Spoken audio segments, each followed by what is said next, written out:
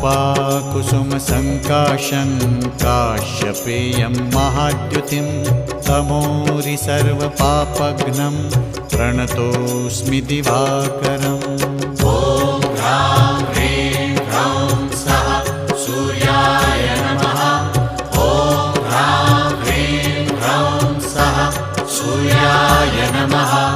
जपाकुसुमसङ्काशं काश्यपेयं महाद्युतिं तमोरि सर्वपापघ्नं प्रणतोऽस्मि दिवाकरम्।